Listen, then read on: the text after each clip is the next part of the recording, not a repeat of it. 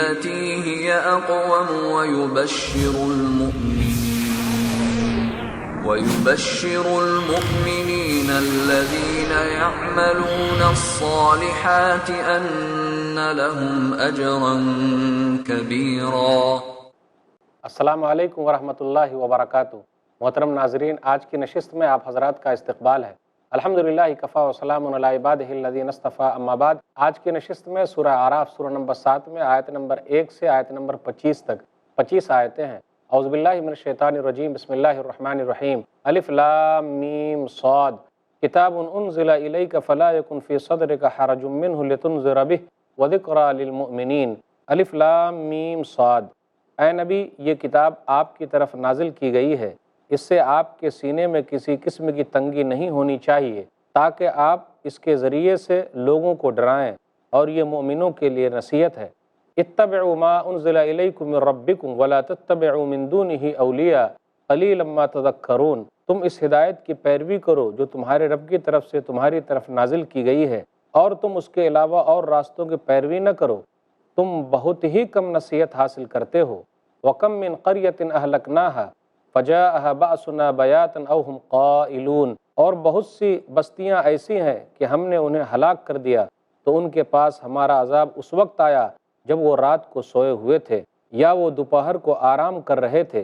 فَمَا كَانَ دَعْوَاهُمْ إِذْ جَاءَهُمْ بَأْسُنَا إِلَّا أَنْ قَالُوا إِنَّا كُنَّا ظَالِمِينَ۔ پھر جب ان کے پاس ہمارا عذاب آ گیا تو ان کی پکار بس یہی تھی کہ وہ کہہ اٹھے بے شک ہم ہی ظالم تھے۔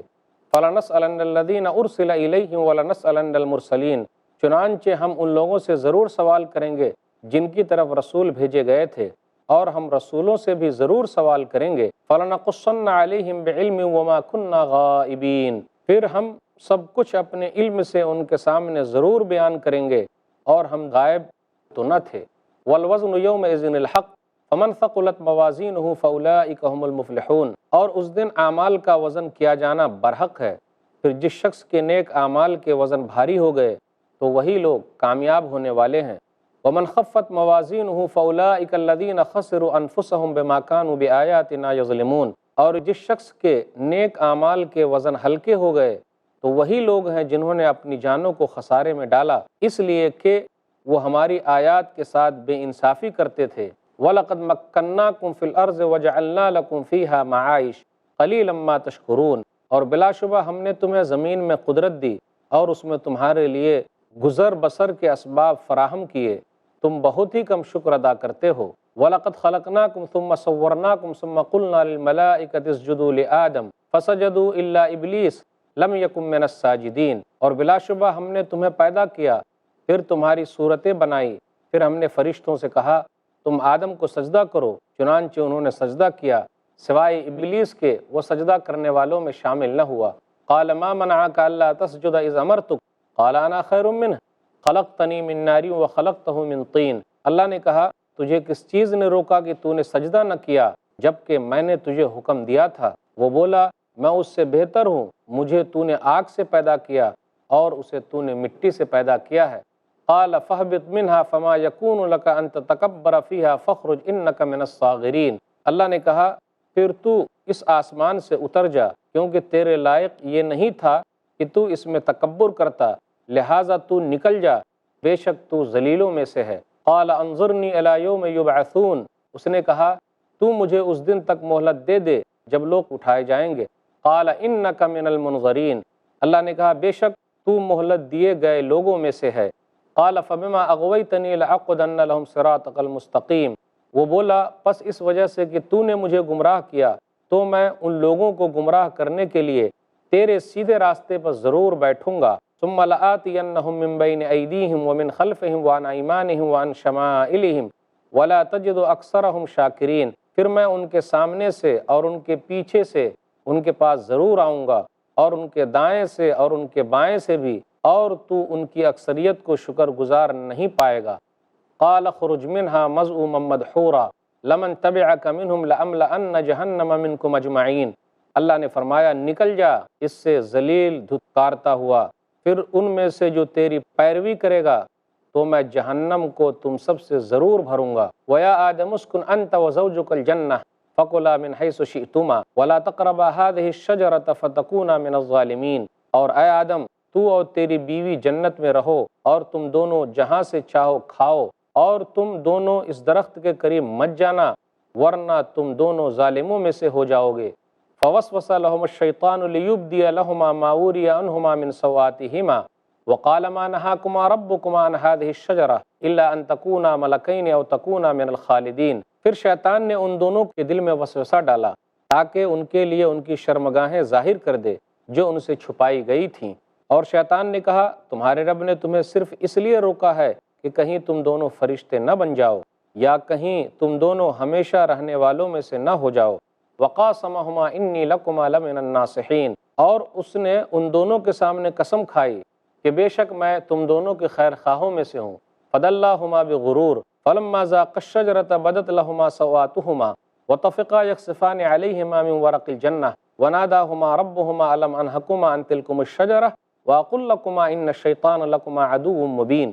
چنانچہ شیطان نے ان دونوں کو دھوکہ دے کر پھسلا دیا، پھر جب ان دونوں نے اس درخت کا پھل چکھا تو ان دونوں کی شرمگاہیں ان پر ظاہر ہو گئیں، اور وہ دونوں اپنے اوپر درخت کے پتے چپکانے لگے، اور ان کے رب نے ان کو آواز دی کیا میں نے تمہیں اس درخت سے روکا نہیں تھا، اور میں نے تمہیں یہ نہیں کہا تھا کہ شیطان تم دونوں کا کھلا دشمن ہے۔ قَالَا رَبَّنَا ظَلَمْنَا أَنفُسَنَا وَإِن لَّمْ تَغْفِرْ لَنَا وَتَرْحَمْنَا لَنَكُونَنَّ مِنَ الْخَاسِرِينَ۔ انہوں نے کہا اے ہمارے رب، ہم نے اپنے آپ پر ظلم کیا، اور اگر تو نے ہمیں نہ بخشا اور تو نے ہم پر رحم نہ کیا تو یقیناً ہم خسارہ پانے والوں میں سے ہو جائیں گے۔ قَالَ اهْبِطُوا بَعْضُكُمْ لِبَعْضٍ عَدُوٌّ وَلَكُمْ فِي الْأَرْضِ مُسْتَقَرٌّ وَمَتَاعٌ إِلَىٰ حِينٍ۔ اللہ نے کہا تم اتر جاؤ، تم ایک دوسرے کے دشمن ہو، اور تمہیں زمین میں ٹھہرنا اور ایک مقررہ وقت تک کا فائدہ اٹھانا ہے۔ قَالَ فِيهَا تَحْيَوْنَ وَفِيهَا تَمُوتُونَ وَمِنْهَا تُخْرَجُونَ، اور فرمایا تم اسی زمین میں زندہ رہو گے اور اسی میں تم مرو گے، اور قیامت کے دن اسی سے تم نکالے جاؤ گے۔ ناظرین اکرام، ابھی آپ نے سورہ اعراف سورہ نمبر 7 کی شروع کی 25 آیتیں سنی، اس کا ترجمہ سنا۔ خلاصہ کچھ یوں ہے کہ تباہ شدہ بستیوں کے حالات بتائے گئے ہیں کہ اللہ تعالیٰ نے کس طریقے سے بستیوں کو برباد کر دیا، پھر اسی طریقے سے کل قیامت کے دن اعمال کو تولا جائے گا، اللہ تعالیٰ اس کو تولے گا۔ پھر اسی طریقے سے یہ ذکر ہے کہ کائنات کی تمام نعمتیں اللہ تعالیٰ نے انسانوں کے لیے بنائی ہے تاکہ وہ اس سے فائدہ اٹھائے۔ پھر اس کے بعد فرشتوں کا تذکرہ کہ اللہ تعالیٰ نے کس طریقے سے فرشتوں سے کہا کہ تم لوگ آدم کو سجدہ کرو، تو ان لوگوں نے سجدہ کیا، ابلیس نے نہیں کیا، تو کیا ہوا؟ اس کے بعد تذکرہ ہے آدم علیہ السلام کا، ابلیس کا، اور اس کے بعد یہ کہا گیا تم زمین میں اتر جاؤ، وہ لوگ زمین میں اتر گئے۔ اب آئیے ذرا تفصیل کے ساتھ سنتے ہیں۔ سورہ اعراف یہ مکی سورہ ہے، اس کے اندر 206 آیتیں ہیں۔ آیت نمبر 46 میں ہے وَعَلَى الْأَعْرَافِ رِجَالٌ، اور ٹیلے پر چند لوگ ہوں گے۔ تو اعراف کا معنی ہے ٹیلا، بلند جگہ۔ اس سے پہلے جو سورہ گزری ہے سورہ انعام سورہ نمبر 6، یہ مکی سورہ تھی، اسی طریقے سے یہ سورہ بھی مکی سورہ ہے۔ آیت نمبر 1 سے 3 میں غور کیجئے، الف لام میم صاد، الف لام میم صاد، اللہ ہی بہتر جانتا ہے کہ اس کا معنی کیا ہے۔ جس طریقے سے الف لام میم اللہ عالم بمرادہ، اللہ ہی بہتر جانتا ہے کہ اس کا معنی کیا ہے، تو یہاں بھی ہے الف لام میم صاد، اللہ ہی بہتر جانتا ہے کہ اس کا معنی کیا ہے۔ قرآن کی اہمیت، کتاب انزل الیک فلا یکن فی صدرک حرج منہ، کتاب آپ کے اوپر اتاری گئی ہے، آپ اپنے سینے میں کچھ تنگی محسوس نہ کیجئے، اس کے ذریعے سے آپ لوگوں کو ڈرائیے، اور قرآن کریم مومنوں کے لیے نصیحت ہے۔ قرآن کریم کو اللہ تعالیٰ نے آپ کے اوپر اتارا ہے، آپ اپنے سینے میں تنگی محسوس نہ کیجئے، قرآن کریم مومنوں کے لیے نصیحت ہے۔ آپ صبر کیجئے جیسا کہ اولو العزم، پختہ ارادے والے نبیوں نے صبر کیا ہے۔ سورہ احقاف سورہ نمبر 46 آیت نمبر 35، فاصبر کما صبر اولو العزم من الرسل، پس جس طرح دوسرے عالی ہمت رسولوں نے صبر کیا ہے اسی طریقے سے آپ بھی صبر کیجئے، اپنے دل میں تنگی محسوس نہ کیجئے۔ قلیلا ما تذکرون، تم لوگ بہت کم نصیحت حاصل کرتے ہو۔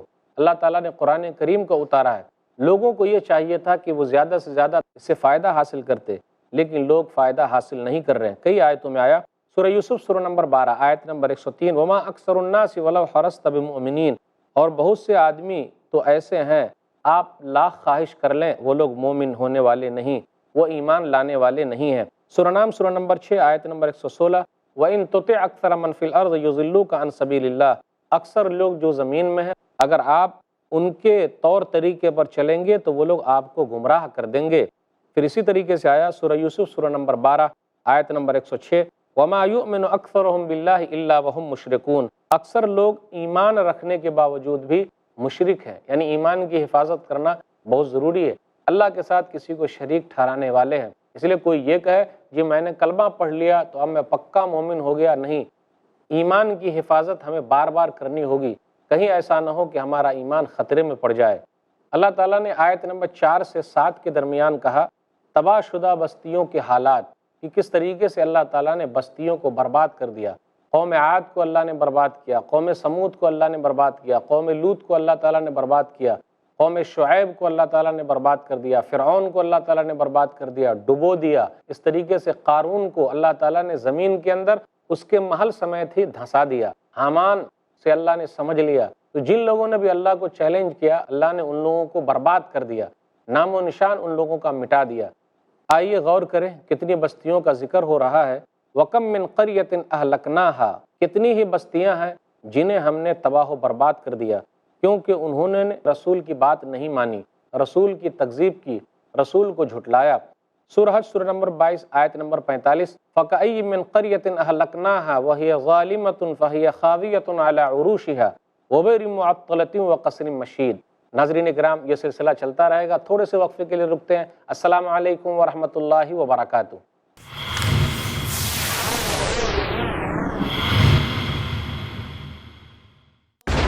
کم علمی دھکیلتی ہے گمراہی کے دلدل میں۔ جو لوگ سود کھا رہے ہیں، کھلا رہے ہیں اور اس کے کاروبار میں کسی بھی طرح سے شریک ہے، اللہ اور اس کے رسول سے جنگ کر رہے ہیں۔ شک و شبہات کے جنگل میں سارے لوگ ایک تھے، پھر کیا ہوا؟ شیطانوں نے اتنی بنیادیں پیش کی کہ ہر ایک آدمی الگ ہوتا چلا گیا، کیونکہ جہالت ایک بیماری ہے۔ ذات باری تعالیٰ کا انکار کرنے والا اس بنیاد پر کہ ہمیں دکھائی کیوں نہیں دیتا، وہ احمق کہلائے گا، عقل مند نہیں ہے وہ۔ مگر اسلام میں بیداری ہے۔ شیطان کبھی بھی کوئی بھی راستہ دکھاتا ہے، ہمیں پہچاننے کے لیے ایک راستہ موجود ہے کتاب و سنت میں۔ پوچھو تو صحیح شیخ رضا اللہ عبد الکریم مدنی سے، زندگی کی تاریکیوں سے نکل کے اجالے کی طرف لانے والی واحد روشنی، ہر جمعہ رات 8 بجے صرف i+TV پر، بہتر زندگی کے لیے۔ کون ہے جو یہ جاننے کا شوق نہیں رکھتا ہے کہ کل کیا تھا اور پچھلے زمانوں کے حالات کیا تھے؟ تاریخ سے ہم کو کیا ملے گا، تاریخ ہمیں کیا دے گی اور ہمیں تاریخ کو کیا دینا ہوگا۔ تاریخ کے جھروکھوں سے جانیے شیخ محمد مصطفیٰ مدنی سے، ہر منگل دوپہر 3 بجے اور رات 9 بجے صرف i+TV پر، بہتر زندگی کے لیے۔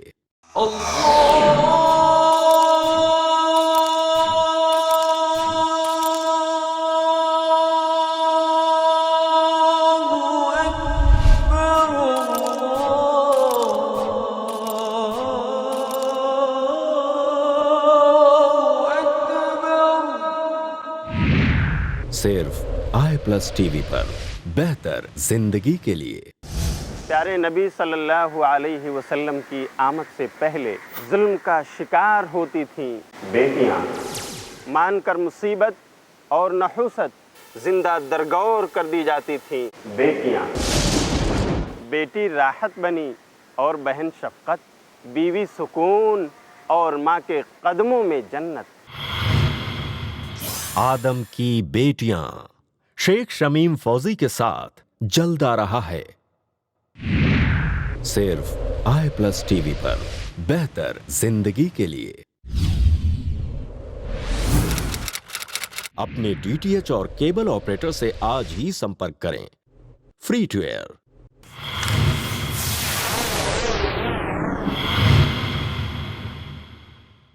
محترم ناظرین، وقفے کے بعد دوبارہ ہم آپ کی خدمت میں حاضر ہیں۔ وقفے سے پہلے بات یہ چل رہی تھی کہ اللہ تعالیٰ نے بہت ساری بستیوں کو برباد کر دیا، ہلاک کر دیا۔ ایک آیت جو سورہ حج کے اندر ہے، سورہ حج سورہ نمبر 22 آیت نمبر 45، فَكَأَيٍّ مِّن قَرْيَةٍ أَهْلَكْنَاهَا وَهِيَ ظَالِمَةٌ فَهِيَ خَاوِيَةٌ عَلَى عُرُوشِهَا وَبِئْرٍ مُّعَطَّلَةٍ وَقَصْرٍ مَّشِيدٍ۔ تو بہت سی بستیاں ایسی ہیں کہ ہم نے ان کو تباہ کر ڈالا کیونکہ وہ نافرمان تھیں، سو وہ اپنے چھتوں پر گری پڑی ہیں، اور بہت سے کنویں ناکارہ ہیں، اور بہت سے مستحکم و عالیشان محل ویران پڑے ہوئے ہیں۔ آگے ہے سورہ قصص سورہ نمبر 28 آیت نمبر 58، وَكَمْ أَهْلَكْنَا مِنْ قَرْيَةٍ بَطِرَتْ مَعِيشَتَهَا فَتِلْكَ مَسَاكِنُهُمْ لَمْ تُسْكَنْ مِنْ بَعْدِهِمْ إِلَّا قَلِيلًا وَكُنَّا نَحْنُ الْوَارِثِينَ، اور بہت سے ایسی بستیوں کو ہم نے ہلاک کر ڈالا جو اچھی حالت میں تھے لیکن وہ لوگ اترا رہے تھے، آج ان کے مکانات خالی پڑے ہوئے ہیں، آباد نہیں ہیں، بہت کم ہے جو آباد ہو سکے، ہم خود ان کے پیچھے وارث ہیں۔ کل قیامت کے دن اللہ تعالیٰ رسولوں سے بھی پوچھے گا، اس کا تذکرہ ہو رہا ہے، فَلَنَسْأَلَنَّ الَّذِينَ أُرْسِلَ إِلَيْهِمْ وَلَنَسْأَلَنَّ الْمُرْسَلِينَ، ہم ان لوگوں سے ضرور سوال کریں گے جن کی طرف رسول بھیجے گئے تھے، اور ہم رسولوں سے بھی پوچھیں گے۔ آپ غور کریں، اللہ تعالیٰ رسولوں سے بھی پوچھنے والا ہے، سوال کرنے والا ہے۔ سورہ مائدہ سورہ نمبر 5 آیت نمبر 109، یوم یجمع اللہ الرسل فیقول ماذا اجبتم قالوا لا علم لنا انک انت علام الغیوب۔ یاد کریں، وہ دن بھی یاد رکھنے کے لائق ہے کہ اللہ تعالیٰ رسولوں کو جمع کرے گا، پھر وہ کہے گا کیا جواب ملا، رسولوں سے کہے گا کیا جواب ملا، تو وہ کہیں گے ہمیں نہیں معلوم، تو غیب کا زیادہ جاننے والا ہے۔ تو یہ ہیبت، گھبراہٹ قیامت کی ہولناکی کی وجہ سے ہے۔ کل قیامت کے دن اللہ تعالیٰ وزن کرے گا، اللہ تعالیٰ اس دن وزن کرے گا، اور وزن حق کے ساتھ ہے۔ آیت نمبر 8 اور 9 میں غور کریں، اعمال کے وزن کا بیان ہے، والوزن یومئذ الحق، قیامت کے دن تولنا برحق ہے، یعنی قیامت کے دن ترازو میں اعمال تولے جائیں گے، جس کا نیکیوں کا پلہ بھاری ہوگا تو وہ کامیاب ہو گئے، اور جس کا برائیوں کا پلہ بھاری ہوگا تو وہ ناکام ہوگا۔ اعمال تولے جائیں گے یا پھر خود آدمیوں کو تولا جائے گا؟ رجسٹر تولے جائیں گے، یعنی آدمی کے جو رجسٹر ہیں جو بنائے گئے ہیں، آدمی کی جو چیزیں لکھی ہوئی ہیں، اللہ تعالیٰ نے جو لکھوایا ہے فرشتوں کے ذریعے، ان کو تولا جائے گا، یا پھر آدمی کے اعمال کو، یا خود آدمی کو تولا جائے گا؟ اس کا ذکر ہے حدیثوں کے ذریعے، ذرا اس کو سمجھیں۔ اللہ تعالیٰ کل قیامت کے دن اعمال کو تولے گا، جو ہم نیک کام کرتے ہیں، نماز ہے، روزہ ہے، حج ہے، زکوٰۃ ہے، صدقہ و خیرات ہے، پیار ہے، محبت ہے، ملنساری ہے، اخلاق ہے، جو بھی نیکیاں ہم اور آپ کرتے ہیں، کل قیامت کے دن یہ شکل بن جائیں گے، جسم بن جائیں گے، اور اللہ تعالیٰ اس کو تولے گا۔ مسند احمد جلد نمبر 4 صفحہ نمبر 287 288 ایک لمبی حدیث ہے، برا بن عازب رضی اللہ تعالیٰ عنہ کی، نبی صلی اللہ علیہ وسلم نے ارشاد فرمایا، آدمی جو نیک ہے قبر میں چلا جاتا ہے تو کیا ہوتا ہے اس کے ساتھ؟ وَيَأْتِيهِ رَجُلٌ حَسَنُ الْوَجْهِ حَسَنُ الثِّيَابِ طَيِّبُ الرِّيحِ فَيَقُولُ مَنْ أَنْتَ فَيَقُولُ أَنَا عَمَلُكَ الصَّالِحُ۔ آدمی جب قبر میں چلا جاتا ہے تو اس کے پاس خوبصورت چہرے والا، اچھے کپڑے والا، عمدہ خوشبو والا ایک آدمی آتا ہے، تو مردہ پوچھتا ہے تو کون ہے؟ تو وہ کہتا ہے میں تیرا نیک عمل ہوں۔ تو نیک عمل کو اللہ تعالیٰ آدمی کی شکل دے دے گا، جسم دے دے گا، اور وہ انسان کے ساتھ قبر کے اندر موجود رہیں گے۔ اسی حدیث میں یہ بھی ہے کہ جو برے لوگ ہیں تو ان کے اعمال بھی جسم کی شکل میں قبر کے اندر رہیں گے، اور اس کو وہ ڈراتے رہیں گے۔ صحیفے کی دلیل، یعنی صحیفے کو، رجسٹر کو تولا جائے گا۔ سنن ترمذی کتاب الایمان کتاب نمبر 38 حدیث نمبر 2639 1 کم 40، اعمال کی کتاب کا وزن ہے، حدیث بطاقہ مشہور ہے۔ میزان کے پلے کے اندر 99 ایسے رجسٹر رکھے جائیں گے، آدمی کی نگاہ جہاں تک جائے گی وہاں تک وہ موجود ہے۔ ایک ٹکڑا ایسا بھی ہوگا لا الہ الا اللہ کا، کاغذ کے پرزے کی کیا اہمیت ہے، یعنی لا الہ الا اللہ ایک کاغذ کے پرزے کی طرح ہوگا۔ پھر اس کے بعد کیا ہوگا؟ لا الہ الا اللہ کے پرزے کو تولا جائے گا، فتاشت السجلات وثقلت البطاقہ، تو رجسٹروں والا پلڑا جو ہے اوپر اڑ جائے گا، اور یہ لا الہ الا اللہ والا جو کاغذ ہے یہ وزن میں بہت بھاری ہو جائے گا۔ تو لا الہ الا اللہ محمد الرسول اللہ کی بڑی اہمیت ہے، توحید کا بڑا مقام ہے، اس کا بڑا مرتبہ ہے کہ وہ وزن میں بھاری ہے، اس لیے توحید پر قائم رہیے اور اللہ تعالیٰ سے دعا کرتے رہیے۔ پھر اس کے بعد یہ ہے کہ صاحب عمل کو تولا جائے گا، جو عمل کرنے والے ہیں اس آدمی کو ہی تولا جائے گا۔ ایک حدیث لیتے ہیں، مسند احمد جلد نمبر 1 صفحہ نمبر 420 حدیث نمبر 3991، عبداللہ بن مسعود رضی اللہ تعالیٰ عنہ کی فضیلت میں یہ آیا، عن ابن مسعود انہ کان یجتنی سواکا من العراق وکان دقیق الساقین فجعلت الریح تکفعه فضحک القوم منه فقال رسول اللہ صلی اللہ علیہ وسلم مما تضحکون قالوا یا نبی اللہ من دقت ساقی فقال والذی نفسی بیدی لہما اثقل فی المیزان من احد۔ عبداللہ بن مسعود رضی اللہ تعالیٰ عنہ عراق مسواک توڑنے کے لیے گئے، اور ان کی پنڈلیاں جو تھی وہ پتلی تھی، ہوا چلتی تو وہ ہلنے لگتی، تو لوگ ہنسنے لگے ان کو دیکھ کر۔ تو رسول اللہ صلی اللہ علیہ وسلم نے فرمایا کیوں ہنس رہے ہو؟ تو ان لوگوں نے کہا دیکھیے ان کی پنڈلی جو ہے کتنی پتلی ہے، اس لیے ہم لوگ ہنس رہے ہیں۔ رسول اللہ صلی اللہ علیہ وسلم نے فرمایا قسم ہے اس ذات کی جس کے ہاتھ میں میری جان ہے، دونوں پنڈلیاں ترازو میں احد پہاڑ سے بھی زیادہ بھاری ہے۔ اللہ اکبر۔ عبداللہ بن مسعود رضی اللہ تعالیٰ عنہ کی فضیلت، ان کا بڑا مقام، ان کا بڑا مرتبہ، تو پتہ یہ چلا خود آدمی کو بھی تولا جائے گا۔ آگے ہے آیت نمبر 10 میں کائنات کی تمام چیزیں انسان کے لیے اللہ تعالیٰ نے پیدا کی ہے۔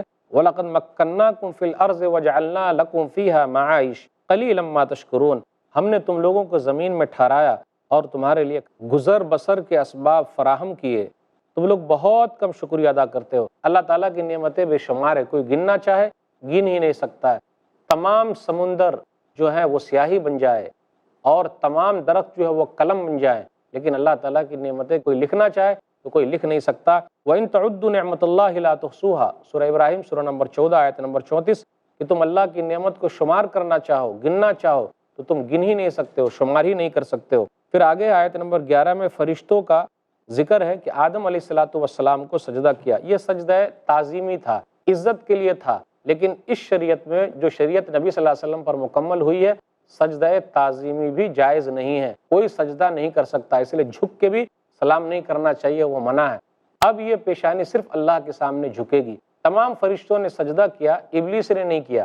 ابلیس تو فرشتوں میں سے نہیں تھا، یہ من باب تغلیب وہ شامل ہے، یعنی اگر 9 لوگ ہوں اور ایک آدمی کوئی دوسرا رہے تو 9 کو جو حکم ہے 10ویں کو بھی یہی حکم ہے، تو اس طریقے سے یہ حکم اس کو شامل تھا، لیکن اس نے اللہ تعالیٰ کی بات نہیں مانی۔ اللہ تعالیٰ کی بات نہیں مانی تو اللہ تعالیٰ نے جنت سے ہٹا دیا۔ اس نے یہ کہا قال انا خیر من خلقتنی من نار وخلقتہ من طین۔ ابلیس پہلا ہے جس نے قیاس کا لاجک لگایا، کوشش کی، اس نے یہ کہا میں ان سے بہتر ہوں۔ کس نے کہا کہ بہتر ہے؟ اللہ تعالیٰ نے آدم علیہ السلام کو اپنے ہاتھ سے بنایا تو وہ بہتر ہے یا یہ؟ پھر اسی طریقے سے یہ کس نے کہا کہ جو بہتر ہے وہ کمتر درجے کو سجدہ نہیں کر سکتا، یعنی یہ اللہ کا حکم ہے؟ اس نے اپنی طرف سے دماغ لگایا۔ تو ابلیس پہلا ہے جس نے سب سے پہلے اپنے لاجک کا استعمال کیا اور اپنے دماغ کا استعمال کیا، جس کا غلط استعمال کیا اس نے۔ اللہ نے دماغ دیا تھا تو اس کا غلط استعمال کیا۔ جب دلیل سامنے موجود ہو تو وہاں دماغ اپنے نہیں لگانے کا، چاہے جو بھی ہو جائے۔ قال انا خیر من خلقتنی من نار وخلقتہ من طین، تو نے مجھے آگ سے پیدا کیا ہے اور آدم کو مٹی سے۔ ایک حدیث کے اندر آیا، صحیح مسلم کتاب الزہد کتاب نمبر 53 حدیث نمبر 2996، عائشہ رضی اللہ تعالیٰ عنہ کہتی ہیں کہ رسول اللہ صلی اللہ علیہ وسلم نے فرمایا خلقت الملائکۃ من نور وخلق الجان من مارج من نار وخلق آدم مما وصف لکم، کہ فرشتوں کو نور سے پیدا کیا گیا ہے اور جنات کو آگ کے شعلے سے، اور آدم کو اس طریقے سے پیدا کیا گیا، یعنی آدم کو مٹی سے پیدا کیا گیا ہے جیسا کہ تمہارے سامنے اس کی صفت بیان کی جا رہی ہے۔ آگے آیت نمبر 13 سے 18 تک ہے، ابلیس نے اپنے رب سے مہلت مانگی، کہا قال انظرنی الی یوم یبعثون، کہا اے میرے رب مجھے تو مہلت دے دے قیامت تک کے لیے، تو رب نے مہلت دے دی، انک من المنظرین، تو رب نے اس کو مہلت دے دی۔ تو یہ مہلت دنیا کے لیے ملی ہوئی ہے، لیکن وہاں مرنے کے بعد نہ مہلت ملے گی نہ وہ مہلت مانگے گا، مانگ بھی نہیں سکتا ہے۔ پھر اسی طریقے سے اللہ تعالیٰ نے یہ کہا کہ تو نکل جا کیونکہ تو ذلیل ہے، تو اللہ تعالیٰ کی بات نہ ماننے کا نقصان ہے۔ پھر اسی طرح اس نے یہ کہا وَلَا تَجِدُ أَكْثَرَهُمْ شَاكِرِينَ، ابلیس نے یہ کہا کہ اب میں دنیا کے اندر آیا ہوں، لوگوں کو بہکاؤں گا، پریشان کروں گا، اور تو ان میں سے اکثر لوگوں کو شکر گزار نہیں پائے گا۔ اس لیے آپ دیکھیں گے انکار کرنے والے لوگ زیادہ ہیں، توحید والے نہیں ہیں، شرک والے لوگ زیادہ پائے جا رہے ہیں، شیطان کے چیلے چپاٹے ہیں، اس لیے ان کی باتوں پر چل رہے ہیں۔ اگر عقل کا استعمال کرتے تو ان کا فائدہ ہوتا۔ پھر آگے ذکر ہے آیت نمبر 19 سے آیت نمبر 25 تک آدم کا، حوا کا اور ابلیس کا واقعہ ہے۔ اللہ تعالیٰ نے آدم علیہ السلام سے کہا کہ آپ جنت کے اندر رہیں اور آپ کی بیوی بھی، یعنی دونوں جنت میں، مرد بھی جنت میں، عورت بھی جنت کے اندر ہے۔ شیطان نے کیا کیا؟ فوسوس لہم الشیطان، شیطان نے ان دونوں کو بہکایا۔ ایسا نہیں ہے کہ اس نے حوا کو بہکایا تو حوا نے علیہ السلام آدم علیہ السلام کو بہکایا، نہیں، شیطان نے دونوں کو بہکایا۔ اب کیسے بہکایا اللہ ہی کو معلوم۔ اللہ تعالیٰ نے کہا تھا دونوں سے وَلَا تَقْرَبَا هَٰذِهِ الشَّجَرَ فَتَكُونَ مِنَ الظَّالِمِينَ، اس درخت کے قریب بھی مت جانا۔ وہ درخت کس چیز کا درخت تھا؟ قرآن و حدیث خاموش ہے، اس لیے ہم بھی خاموش رہیں۔ کچھ لوگ بولتے گندم کا درخت تھا، گیہوں کا درخت تھا، قرآن و حدیث میں نہیں آیا تو ہم کاہے کو اپنا ماتھا خراب کرنے جائیں کہ جی وہ درخت کیا تھا اور اس سے فائدہ بھی کیا؟ بس درخت تھا، اللہ نے کہا درخت تھا تو درخت ہے، اللہ ہی کو بہتر معلوم ہے۔ اس کے بعد ابلیس نے کوشش یہ کی کہ دونوں کو بہکائے۔ کس طریقے سے بہکایا؟ ارے رب نے اس لیے روکا ہے اس درخت کے قریب جانے سے کہ تم فرشتے بن جاؤ گے، اگر کھا لو گے تو تم لوگ کیا ہو جاؤ گے؟ ہمیشہ یہی رہو گے۔ تو رب نہیں چاہتا ہے کہ ہمیشہ رہے، لیکن تم کو تو ہمیشہ یہاں رہنا ہے نا، اس لیے رب کی بات نہیں ماننے کا، یعنی بہلایا پھسلایا۔ وقاسمہما انی لکما لمن الناصحین، قسم کھا کے کہا میں تم لوگوں کا خیر خواہ ہوں۔ آدم علیہ السلام، ماں حوا علیہما السلام سیدھے لوگ تھے، تو سیدھے لوگ قسم کھا کر اگر کوئی آدمی کہتا ہے تو وہ بھولے پن کی وجہ سے ان کی بات مان لیتے ہیں۔ جب وہاں پہنچے تو نقصان کیا ہوا؟ فلما ذاقا الشجرۃ بدت لہما سوآتہما وطفقا یخصفان علیہما من ورق الجنہ، جیسے ہی درخت کو چکھا ان کی شرمگاہ کھل گئی، پھر وہ لوگ درخت کے پتوں سے اپنی شرمگاہ کو ڈھانپنے لگے، بند کرنے لگے۔ اس سے یہ پتہ چلا شیطان یہی چاہتا ہے کہ لوگ ننگے ہو جائیں۔ آج دیکھ لیجئے جتنے لوگ ننگے ہیں اور ننگے پن کا مظاہرہ کر رہے ہیں وہ سب شیطان کے چیلے اور چپاٹے ہیں، ان کا کام ہی ہے کہ ننگا کر دینا، یہ شیطان کا کام ہے۔ اللہ نے کہا ان الشیطان لکم عدو مبین، بے شک شیطان تم لوگوں کا کھلا ہوا دشمن ہے۔ پھر اس کے بعد ان لوگوں نے اپنی غلطی کو مانا، احساس کیا، تو یہ انسان کی صفت ہے، تو یہ نبیوں کی صفت ہے، اپنی غلطی کو مان لے۔ غلطی کو مانا تو کیا کہا؟ قال ربنا ظلمنا انفسنا وان لم تغفر لنا وترحمنا لنکونن من الخاسرین، دونوں نے کہا اے ہمارے رب ہم نے اپنے نفس کے اوپر ظلم کیا، اگر تو نہیں بخشے گا، رحم نہیں کرے گا تب تو ہم گھاٹا پانے والوں میں سے ہو جائیں گے۔ تو یہی دعا اللہ نے سکھلائی تھی، وہ دعا پڑھ کے ان لوگوں نے اللہ کے سامنے توبہ استغفار کیا تو اللہ تعالیٰ نے ان دونوں کی توبہ قبول فرمائی۔ اس لیے ہم لوگ بھی توبہ استغفار کریں، اللہ گناہوں کا معاف کرنے والا ہے۔ شیطان ہر دھرمی پر جمع رہا تو یہ اس کا طور طریقہ ہے، لیکن نبی کا یہ ہے کہ اپنی غلطی مان لے، جیسا کہ آدم علیہ السلام نے اور ماں حوا نے مانا۔ اس لیے ہم سب گناہ گار ہیں، دعا کریں اللہ تعالیٰ ہمارے گناہوں کو معاف فرمائے، آمین۔ وآخر دعوانا الحمدللہ رب العالمین، وصلی اللہ علی نبینا محمد وآلہ وصحبہ اجمعین، والسلام علیکم ورحمۃ اللہ وبرکاتہ۔ طوبى لمن حفظ الكتاب